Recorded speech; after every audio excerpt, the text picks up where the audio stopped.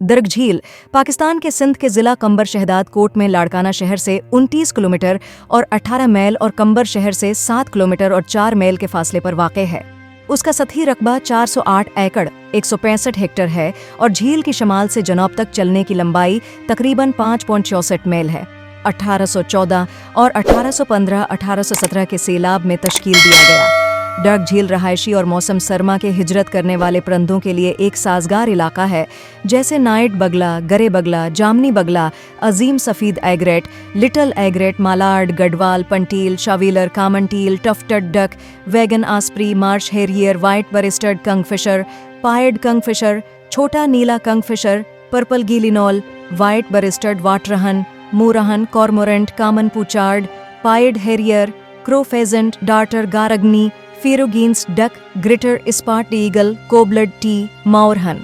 दर्ग झील को 1972 में जंगली हयात की पनाहगाह करार दिया गया था और उसे रामसर साइट के तौर पर नामजद किया गया था, जिसे अक़वाम मुत्तहिदा ने 1976 में आलमी सकाफ़ती वर्सा के तौर पर तस्लीम किया था।